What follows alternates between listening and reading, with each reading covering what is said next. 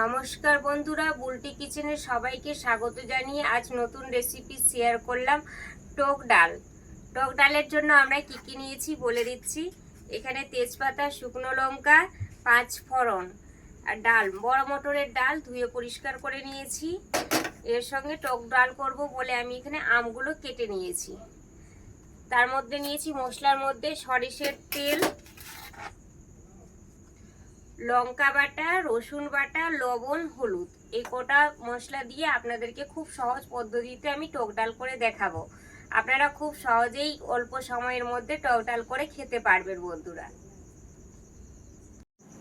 বন্ধুরা আমি ডালের জন্য টক ডাল তৈরি করার জন্য আমি প্রেসার কুকারে জল দিয়ে দিয়েছি।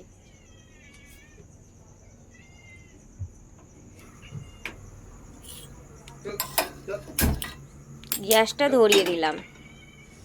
এর জন্য আমি যে ডালটা রেখেছি, ধুয়ে পরিষ্কার করে বড় মটরের ডাল রেখেছি, এটা আমি দিয়ে দেব।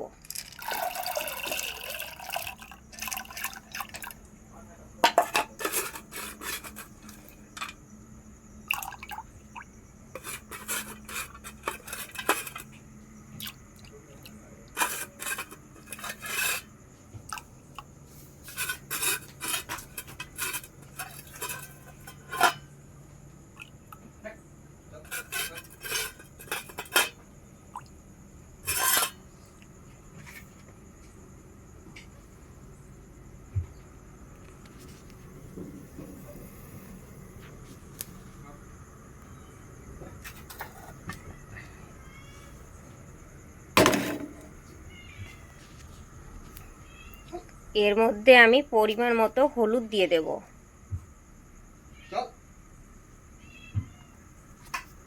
অল্প সামান্য লবণ দিয়ে দেব। কিছুক্ষণের জন্য আমি সেদ্ধ হতে দেব।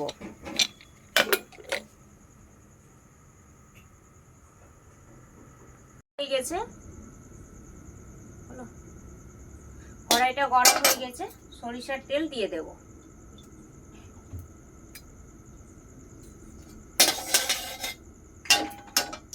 টক ডালের জন্য আমি নিয়েছি শুকনো লঙ্কা দুটো দিয়ে দেব।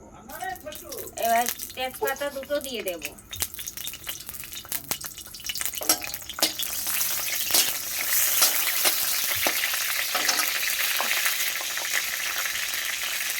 ডালের জন্য আমি যে 5 ফোড়নটা নিয়েছি বন্ধুরা, 5 ফোড়নটা দিয়ে দেবো। 5 ফোড়ন দিলে ডালের স্বাদটা খুব সুন্দর আসে আর খেতেও খুব ভালো লাগে।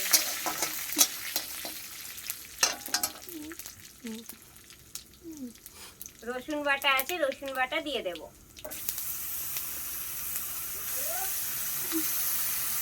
ভালো করে নেড়ে নেব। অল্প লঙ্কা বাটা দিয়ে দেব।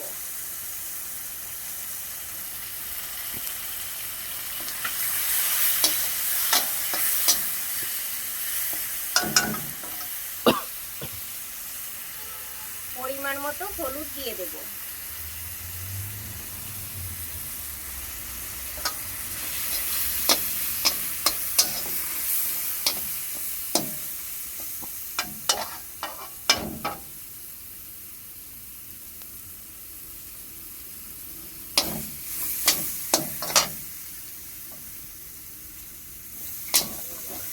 দেখেন বন্ধুরা কত সুন্দর গন্ধ এসছে। ডালটা দেওয়ার পর আরো স্বাদ বেড়ে যাবে।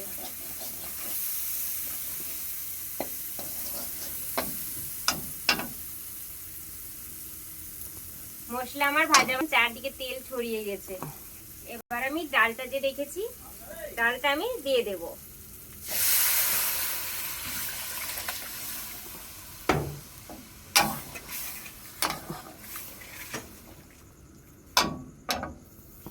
ডালটা সেদ্ধ হওয়ার সময় আমি অল্প লবণ দিয়েছিলাম, অল্প একটু লবণ আবার দিয়ে দেব। ভালোভাবে নেড়ে দেব। এবার এই পর্যায়ে সব উঠবে, সব উঠবে, সব উঠবে। ব্যবহার খারাপ আছে রে, আমার ভালো লাগে না। আমাকে যেতে দে। করলি কি? হ্যাঁ, ওই এই যে আমি টক দইয়ের জন্য বন্ধুরা আমগুলো কেটে রেখেছিলাম, এই পর্যায়ে আমগুলো দিয়ে দেব।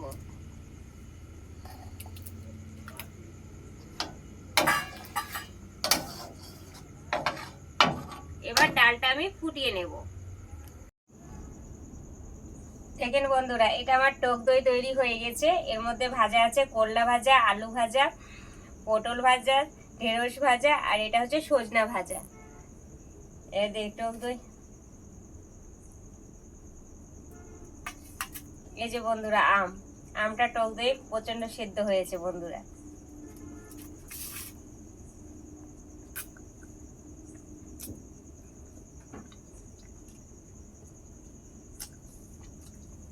বন্ধুরা খুবই ভালো হয়েছে বন্ধুরা, দুর্দান্ত স্বাদ হয়েছে বন্ধুরা।